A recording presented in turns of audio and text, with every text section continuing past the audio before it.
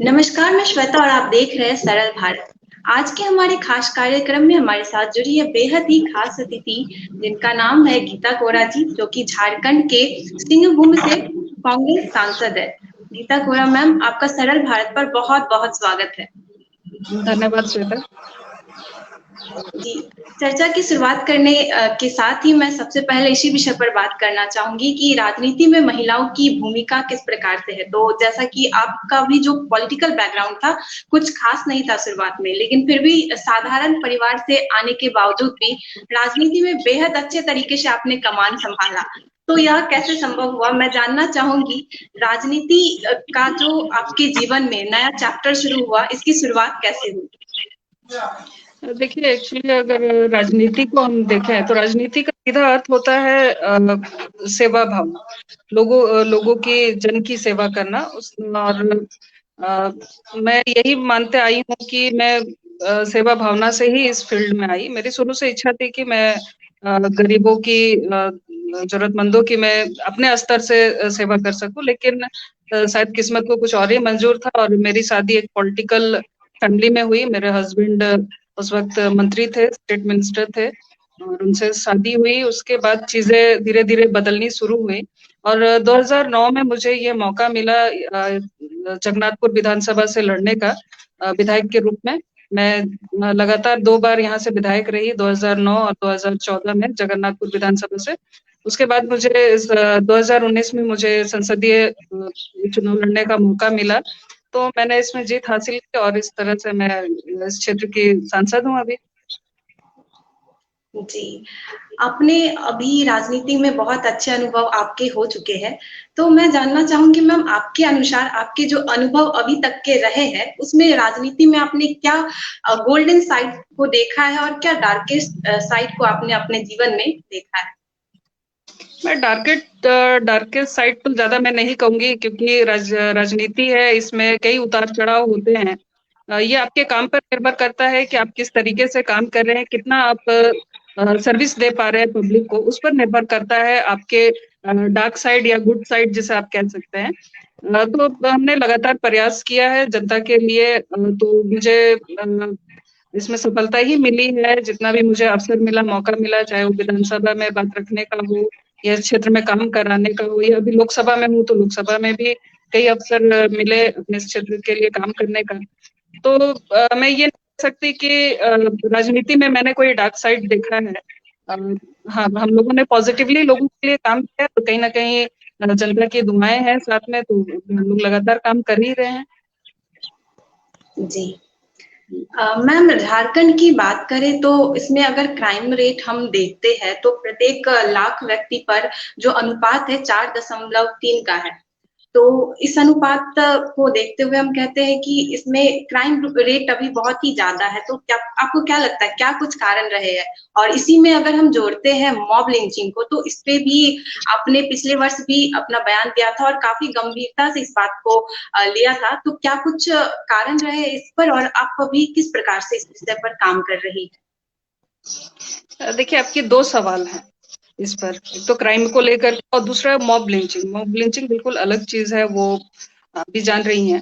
तो क्राइम को लेकर के मैं इस पे यही कहना चाहूंगी कि जो क्राइम रेट है उसका बढ़ने का कई सारा कारण है।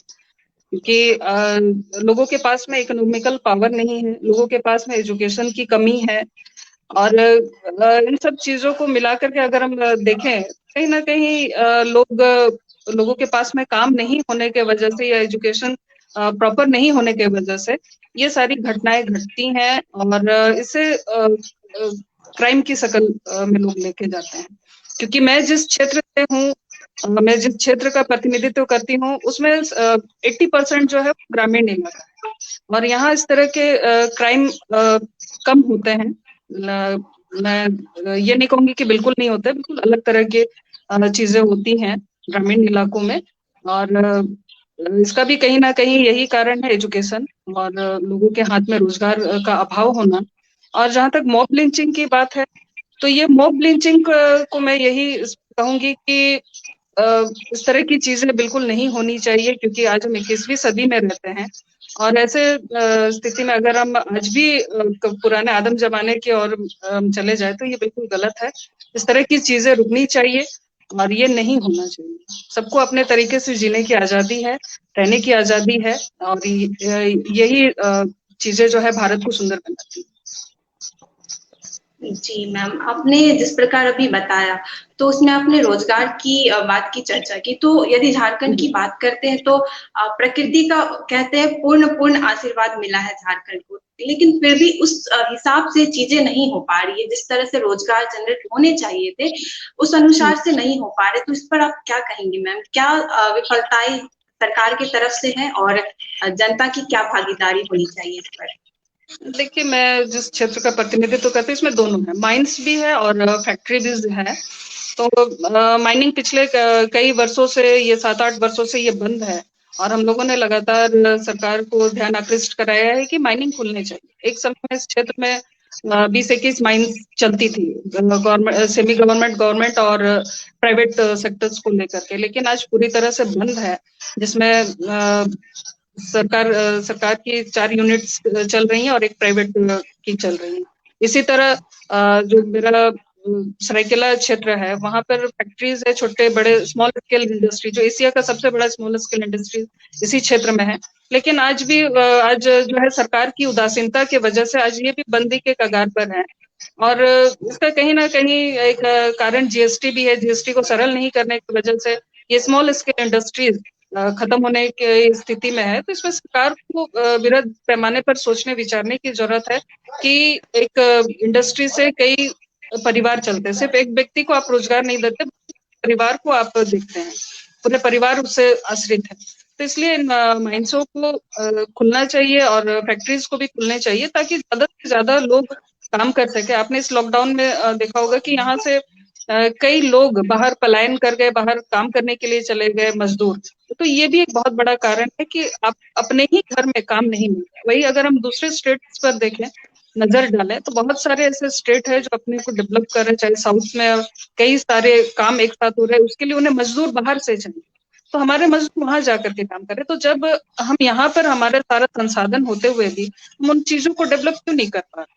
तो कहीं ना कहीं गवर्नमेंट की उदासीनता है। चाहे इसको जनहित में सरकार को चीजों को सरल करनी चाहिए और जनता को अच्छी सर्विस देनी चाहिए। जी, सरकार की तरफ से हमारी जो उदासीनता है इस क्षेत्र में, इस पर जोर देना चाहिए, क्योंकि हमारे पास पर्याप्त संसाधन होने के बाद भी हम अगर इस्तेमाल नहीं कर पा रहे तो वो हमारी बहुत बड़ी विफलता होगी। मैम, एक सवाल आ रहा है, कांग्रेस और झारखंड मुक्ति मोर्चा की सरकार किस तरह से राज्य में विकास कार्य को वर्तमान में आगे बढ़ा रही है?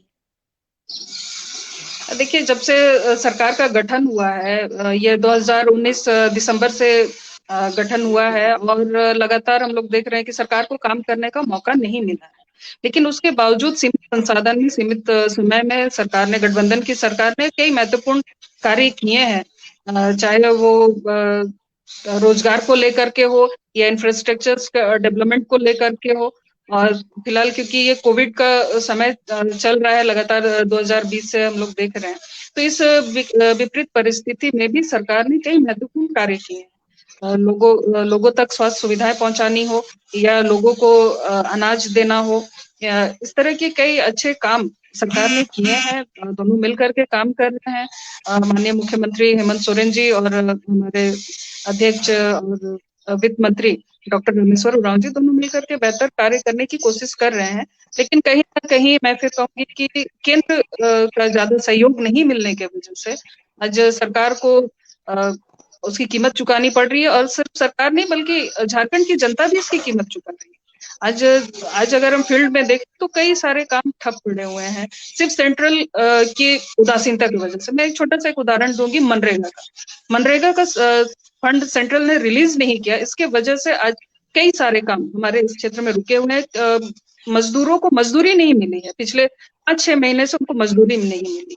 तो इस तरह की चीजें हो रही हैं, लेकिन मुझे उम्मीद है कि गठबंधन की सरकार इन सब चीजों को सॉर्ट आउट करेगी। जी मैम, आपने कहा केंद्र सरकार से उतना सपोर्ट नहीं मिल पा रहा है, तो आप किस प्रकार के सपोर्ट, क्या अपेक्षाएं रखती है केंद्र सरकार से कि कैसी मदद वहां से आए जो झारखंड में विकास कार्य आगे बढ़ सके?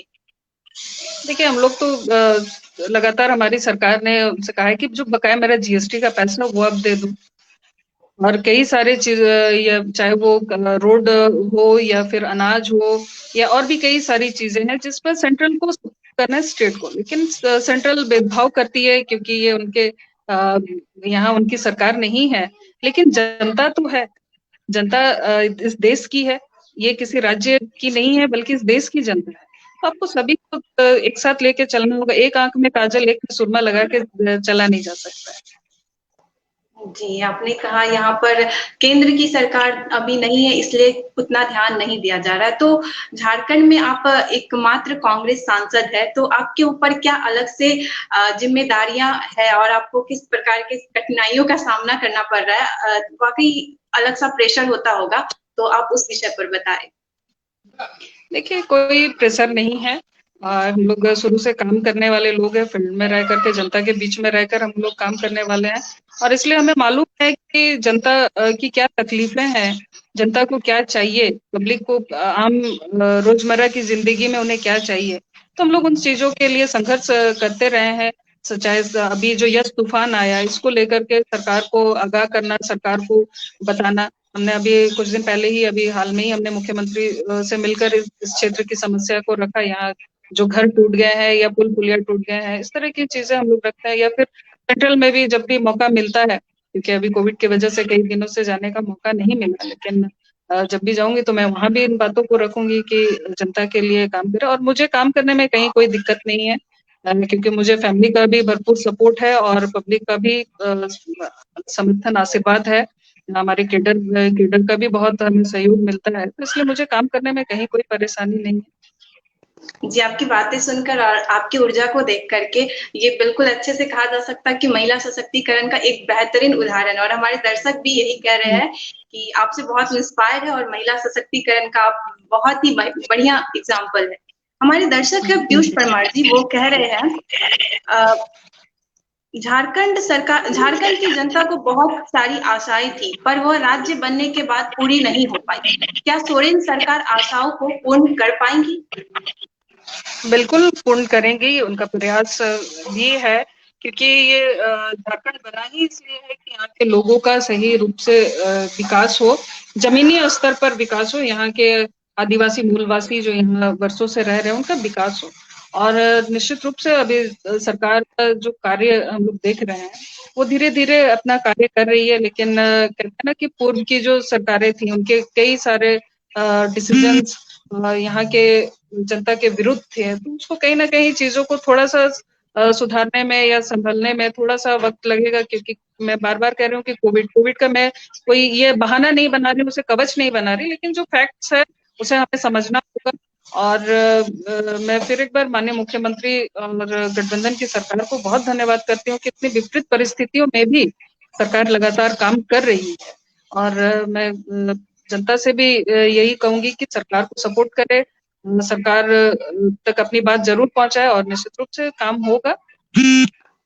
जी, मैम आपने जमीनी स्तर की बात कही और आपने जमीन स्तर पर काम कर भी रही है, और मैंने कुछ दिन पहले देखा कि आप धरना प्रदर्शन भी की थी बढ़ती महंगाई को लेकर के। तो आप केंद्र सरकार को इस विषय पर क्या कहना चाहेंगी, क्या संदेश देना चाहेगी? आपने जो कुछ दिन पहले धरना प्रदर्शन किया था वो काफी चर्चे में रहा, तो मैं आपको कहना चाह रही हूँ कि आप क्या कहेंगी भाजपा की सरकारों को इस विषय को लेकर के इस प्लेटफॉर्म से? देखिए, महंगाई अभी बढ़ाना ये कहीं से भी उचित नहीं है। सरकार ये एक्सक्यूज दे रही है कि कोविड में हमें फंड्स ये क्रिएट करने हैं और वो लोगों पर ही खर्च हो रहे हैं।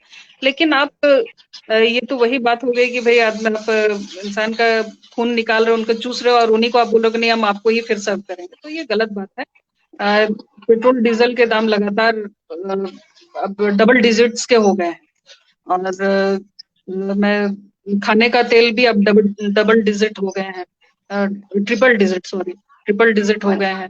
तो ये गरीब लोगों के लिए तो बहुत ही मुश्किल भरा दौर है, क्योंकि एक तरफ उनके हाथ में कोई रोजगार नहीं है और हर चीज महंगी हो गई है।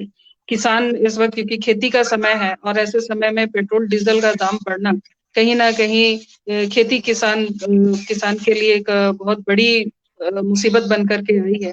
इसलिए हम लोगों ने प्रदर्शन के माध्यम से सरकार को एक सांकेतिक एक बात पहुंचाने का काम किया था कि भाई ये दाम नहीं बढ़े, जनहित में, लोगों के हित में दाम नहीं बढ़ने चाहिए, ये हम लोगों ने संकेत देने का काम किया था। जी मैम, पिछले वर्ष करीब 1 साल पहले आपने कहा था आप जिस क्षेत्र का प्रतिनिधित्व कर रही है वहाँ पर कुपोषण की शिकायतें हैं और पानी की समस्या है। तो अभी 1 साल करीब हो गए हैं अब पूरे, तो अभी क्या वर्तमान में क्या स्थिति है और क्या कार्य किए गए हैं इस विशेष क्षेत्र में? देखिए, कुपोषण इस क्षेत्र में बहुत ज़्यादा है, कुपोषण के मामले, और इसलिए इस बार इस क्षेत्र को जो अभी 3rd वेव की बात चल रही है, उसपे इसे विशेष अलर्ट पर रखा गया है। मैंने स्वास्थ्य मंत्री को भी कहा था, तो इस क्षेत्र को विशेष अलर्ट पर रखा गया है क्योंकि जो बच्चे कुपोषित होते हैं, वो शारीरिक, मानसिक रूप से काफ़ी कमज़ोर होते हैं। इस क्षेत्र में जो कुपोषण के उपचार के लिए लगातार अभियान चलाए जा रहे हैं। कई स्कीम्स से रिलेटेड चल रही हैं धरातल पर, और इसको लेकर के सेंटर्स भी बने हैं। अभी तो कुछ और बड़े भी हैं यहाँ पर सेंटर, जो पहले 2-3 थे, अब उसको बढ़ा करके और भी 2 और बढ़ाए गए हैं। तो इस तरह से सेंटर्स बढ़ाए जा रहे हैं सुदूरवर्ती क्षेत्रों में, चाहे सरंडा का सुदूरवर्ती क्षेत्र हो या फिर हमारा इधर इवन चेवासा में भी इस बेड्स को बढ़ाया जा रहा है। और इस पर हमारे डॉक्टर्स की टीम लगातार काम कर रही है। और जहाँ तक पानी की बात है, तो पानी का भी हम लोगों ने, जो डिस्ट्रिक्ट मिनरल फंड है, उससे कई बड़े-बड़े स्कीम्स हम लोगों ने लिए हैं, और ये अभी वर्क चल रहा है, कंप्लीट अभी नहीं है, लेकिन हाँ, वर्क चल रहा है। लेकिन फिर भी सुदूर कई क्षेत्र हैं, जो वन क्षेत्र है सरंडा के अंदर में, जहाँ तक अब तक सड़कें भी नहीं है, क्योंकि वो डेंस फॉरेस्ट है। उन इलाकों में सड़कें नहीं है, आप 4 व्हीलर में आप चल नहीं सकती। कई ऐसे भी जगह है जहाँ आपको पैदल जाना पड़ता है, 20-20 किलोमीटर लोग पैदल चलते हैं। तो ऐसे भी क्षेत्र है, वहां पर आप, हम जब पैदल चलने की बात करते हैं तो ये इस बात को हम कैसे ये कर ले कि वहां हम कोई अन्य काम पहुंचा सकते, विकास योजनाएं पहुंचा सकते। सबसे पहले हमें उन क्षेत्रों में सड़कें बनानी होंगी। इस बार हमने हमारे जिला में भी और माननीय मुख्यमंत्री को भी हमने कहा है कि जो ऐसे डेंस फॉरेस्ट है, वहाँ कम से कम फॉरेस्ट रोड डेवलप किए जाए, ताकि वहां पहुंचा जा सके। जब आप पहुंचेंगे तभी फिर कुछ और अन्य काम हम लोग कर पाएंगे, चाहे वो उनको पीने के पानी के लिए सुविधा देना हो, या उनको फूड के लिए सुविधा देना हो, या उनको रहने के लिए। तो जब तक वहाँ पहुंच पथ हम लोग नहीं बनाएंगे, तब तक ये सब चीजें संभव नहीं है। तो हम लोग इस पर भी वर्कआउट कर रहे हैं इस बार, कि वहां पर रास्ते कम से कम बने लोगों तक। और जहाँ पानी की बात है, तो मैंने आपको बताया कि पानी के लिए अब काम चल रहा है। मुझे लगता है कि एक बहुत बड़ी आबादी को आने वाले 1 साल के अंदर साफ पानी मिलेगा। जी, हमारे साथ दर्शक जुड़े हैं मनीष पांडे सर, वो अपना सवाल पूछ रहे हैं। मैम, आप किस तरह से अपने क्षेत्र की व्यवस्था को मेंटेन कर रही है जिससे नक्सलवाद खत्म हो सके और एक सामान्य माहौल वहां पर बनाया जा सके? देखिए, जहाँ तक नक्सलवाद की बात है, तो ये मैं हमारे यहाँ के एसपी साहब को बहुत धन्यवाद करूंगी कि वो लगातार प्रशासन इस पर अपना काम कर रही है। और मैं फिर यहाँ पर यही कहना चाहूंगी कि कहीं ना कहीं हमारे एजुकेशन सिस्टम में दोष है, कि हम लोगों को ऐसे एजुकेट नहीं कर पा रहे। मैं सिर्फ अक्षर ज्ञान की बात नहीं करती, जब एजुकेशन की बात होती है तो सिर्फ अक्षर ज्ञान नहीं, बल्कि हमें अब एजुकेशन सिस्टम में कई चेंजेस लाने होंगे, जिससे लोग पढ़ाई के साथ ही जब वो 10th निकल जाए तो उन्हें पता होना चाहिए कि मुझे ये काम करना है। तो कहीं ना कहीं इसकी कमी है, और इस पर बहुत ज्यादा वर्कआउट करने की जरूरत है। तो तभी जो इस तरह की समस्याएं हैं, उसका निराकरण हो सकेगा, उसका समाधान हो सकेगा। जब तक हाथ में रोजगार नहीं हो, तब तक लोग इस तरह की चीजें होती रहेंगी। इसलिए एजुकेशन को हमें बढ़ावा देना चाहिए। जी, एजुकेशन की बात की आपने, तो एजुकेशन को लेकर के पूरे भारत में एक अभी समस्या है ही कि उस स्तर का एजुकेशन नहीं मिल पा रहा है जिससे कि लोग रोजगार को प्राप्त कर सके। तो आपकी क्या नीतियां हैं और आपके अनुसार से क्या कुछ परिवर्तन होने चाहिए या फिर भारत सरकार को इसमें और सुधार की जरूरत है, जिससे रोजगार की संख्या में वृद्धि और भारत के लोगों को यहीं पर रोजगार मिल जाए? देखिए, कई सारे कंट्रीज में है, और मुझे जहाँ तक जानकारी है, सरकार इस पर कई स्टडीज भी करवा रही है कि फॉरेन में किस तरह से कई कंट्रीज है जो इस तरह की चीजों को अडॉप्ट उन्होंने किया है। हम अननेसेसरी बच्चों पर बहुत, क्योंकि मैं खुद 3 बच्चों की माँ हूँ, तो हम लोग अननेसेसरी अपने बच्चों पर कई सारे बर्डन्स दे देते हैं कि नहीं आपको मैथ्स पढ़ना ही है, आपको हिस्ट्री पढ़ना ही है। तो कई बार होता है कि बच्चे उन चीजों पर उतना फोकस नहीं कर पाते हैं। तो कई ऐसे कंट्री है जो एक जिस चीज में बच्चे की रुचि है उस पर उसे आगे बढ़ाते हैं। तो इसलिए हमें भी कुछ उस तरह के एडॉप्ट करने चाहिए जो बच्चे पढ़े भी, सीखे भी, खेल खेल में सीखे भी। और इस तरह की कई चीजें अभी हो भी रही हैं, कई सारे स्कूल्स है हमारे इंडिया में भी, कई सारे स्कूल्स है जहाँ खेल खेल में बच्चों को सिखाया जा रहा है। और बच्चे पढ़ते पढ़ते ही काम उनके हाथ में आए। काम ये जैसे हम क्या करते हैं कि 12th के बाद हम ITI करवाते हैं या पॉलिटेक्निक करवाते हैं, तो वो पढ़ते पढ़ते ही बच्चे कम से कम इतना ट्रेंड हो जाए कि वो 10th के बाद अब आसानी से अपना खर्चा निकाल सके, अपने परिवार का खर्चा निकाल सके। क्योंकि पढ़ाई में ही एक बहुत लंबा समय गुजर जाता है हमारे स्टूडेंट्स का। वो पढ़ते पढ़ते ही 20-21 साल वो सिर्फ पढ़ते ही रहते हैं। तो ऐसे में एक बहुत समय इसमें चला जाता है। अगर कुछ स्पेसिफिक कोई कोर्स करना चाहते हैं तो उसमें और 4 साल लग जाता है, चाहे लॉयर बनना हो या डॉक्टर बनना हो, इंजीनियरिंग का, तो एक अच्छा खासा समय खत्म हो जाता है। तो ऐसे में हमें अपने सिस्टम को रिफ्रेश करने की जरूरत है, उस पर कई चीजों को ऐड करने की जरूरत है, कई चीजों को हटाने की जरूरत है, ताकि पढ़ाई सरल हो और लोग जो बच्चे हैं वो सीधे काम से जुड़ सके, अपने ये गोल को अचीव कर सके।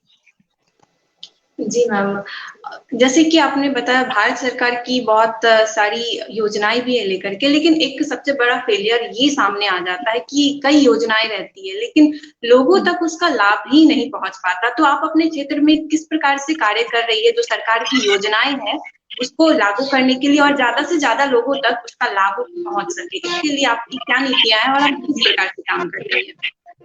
देखिए, सरकार के बहुत से योजनाएं हैं वो धरातल पर नहीं पहुंच पाती, ये बिल्कुल सही है। क्योंकि कहीं ना कहीं हम उतने मैसेजेस एक्टिवेट नहीं कर पाते हैं। हम जैसे अभी कई ऐसी योजनाएं हैं जो सेंट्रल में लागू हो जाती हैं, लेकिन स्टेट तक आते आते उसका A का Z हो जाता है और उसका अस्तित्व ही खत्म हो जाता है। तो ऐसे में जब भी कोई आप योजना बनाए तो फुल प्रूफ होने चाहिए कि आप इस योजना को जब लागू कर रही हैं या लागू कर रही है सरकारें, तो उसका दूर तक क्या असर होगा। कोई कहीं इस पर स्टडी नहीं होता है कि हम इस अभी आप राइट टू एजुकेशन के तहत कई स्टेट्स में ये लागू था, मैं उदाहरण के रूप में इसको लेना चाहूंगी कि सभी को 8 क्लास तक सभी बच्चे को आपको पास करना ही करना है, किसी को आप फेल नहीं कर सकते। इसका असर क्या हुआ कि बच्चे सिर्फ अक्षर ज्ञान ही हासिल कर पाए। बहुत से बच्चों का IQ लेवल इतना कम है कि हम लोग बोल भी नहीं सकते। वो इंटर में जाते हैं तो उन्हें प्लस माइनस उनको नहीं आता है। तो ये स्थिति हो गई।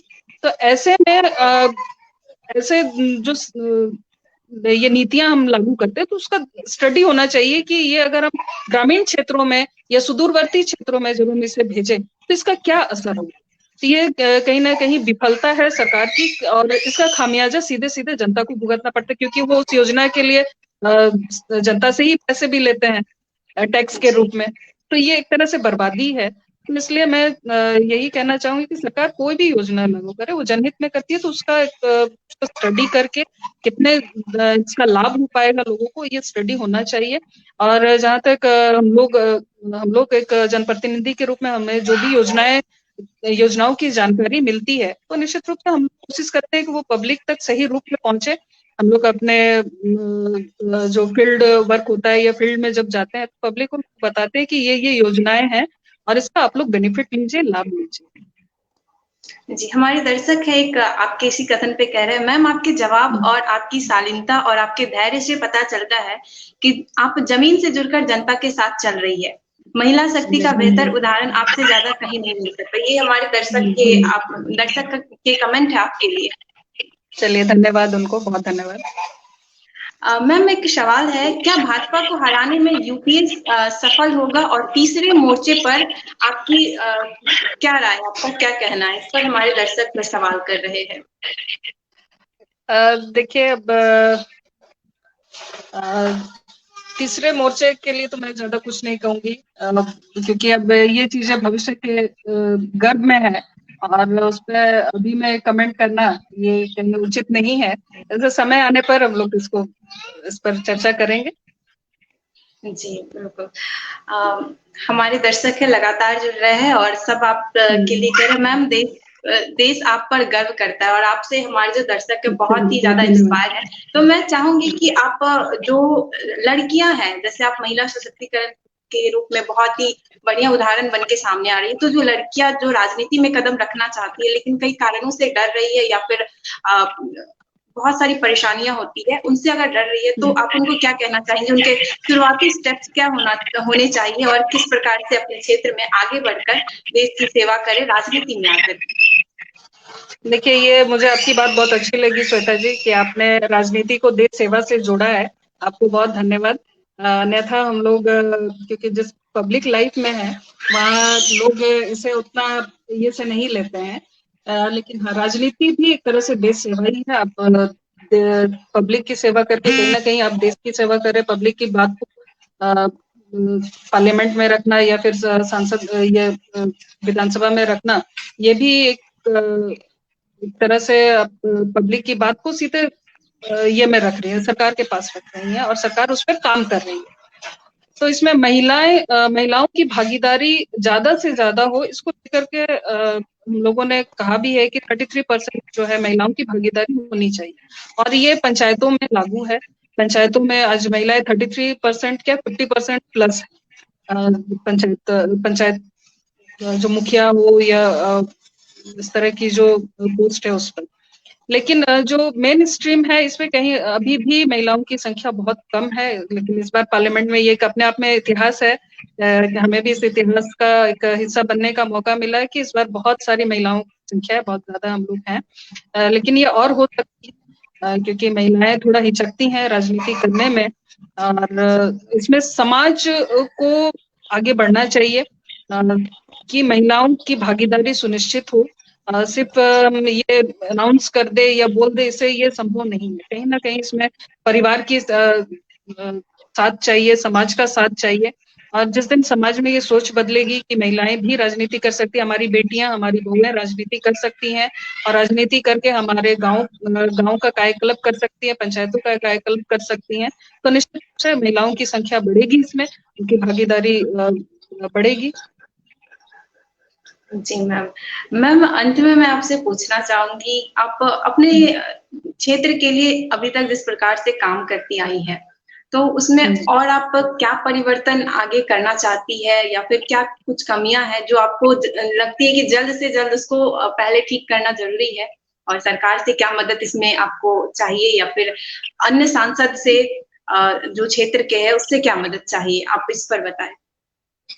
देखिए, पॉलिटिकल ये में होने के नाते अपने इस क्षेत्र में मैं बहुत कुछ बदलना चाहती हूँ। मैं चाहती हूँ कि हर किसी को जो बहुत ये मूलभूत सुविधाएं हैं वो मिले, चाहे वो सड़क हो, बिजली हो, पानी हो। आज भी हमारे इस क्षेत्र में कई ऐसे क्षेत्र हैं जहाँ लोगों को ये सब सुविधाएं नहीं मिली है। लेकिन आज 21वीं सदी में भी हम इस तरह की बातें कर रहे हैं तो ये थोड़ा सा ये लगता है, लेकिन ये सच्चाई है। हम इस सच्चाई से मुंह नहीं मोड़ सकते। इससे बहुत सारे कारण हैं, चाहे वो फॉरेस्ट की बात हो या बहुत सारी चीज। लेकिन एक बड़ा बदलाव जो मैं इस क्षेत्र में करने की इच्छा रखती हूँ वो ये है कि एजुकेशन, इस क्षेत्र में एजुकेशन हो। इसलिए हम लोगों ने यहाँ यूनिवर्सिटी को यही हम लोगों ने किया, कोल्हानी university, engineering college, medical college अब वो भी बन रहा है। और आने वाले दिनों में हम लोग चाहते हैं कि माइनिंग कॉलेज यहाँ हो, क्योंकि ये माइंस क्षेत्र है और यहाँ के बच्चे यहीं पढ़ करके यहाँ काम करें और लोगों को रोजगार मिले। ये हम लोगों की प्राथमिकताएं हैं। और जैसा क्योंकि पूर्व में भी आपने कहा कि जो क्राइम और ये सब, तो ये क्राइम फ्री तभी जब हम लोगों के हाथ में रोजगार दे। पलायन तभी रुकेगा जब हम लोगों के हाथ में रोजगार दे। तो एजुकेशन और रोजगार में इस क्षेत्र में ज्यादा से ज्यादा काम करने की कोशिश कर रही हूँ। मैम, आपके अंतिम संदेश क्या होंगे जो हमारे जो दर्शक देख रहे हैं उनके लिए? इस कार्यक्रम में आपके अंतिम संदेश क्या होंगे? मैं आपके माध्यम से श्वेता, मैं सभी दर्शकों को बहुत धन्यवाद करूंगी कि जिन्होंने पेशेंसली मुझे सुना, मेरी बातों को सुना, मुझे कॉम्प्लीमेंट्स किया। मैं उन सभी को बहुत धन्यवाद देती हूँ। और क्योंकि हम लोग जिस फील्ड में हैं, मैं आप लोगों के सहयोग से, आप लोगों की मदद से इस राजनीतिक में रहते हुए लोगों की मैं ज्यादा से ज्यादा सेवा कर सकूं, लोगों के लिए काम आ सकूं। मैं बस इतना ही कहना चाहूंगी और अंतिम में आप सभी को मैं बहुत धन्यवाद करती हूँ। जी धन्यवाद, सभी दर्शकों का जुड़ने के लिए धन्यवाद। और अगली कड़ी में मैम हमारे साथ फिर जुड़ेगी इस कार्यक्रम में। बस इतना ही, धन्यवाद सभी को। धन्यवाद।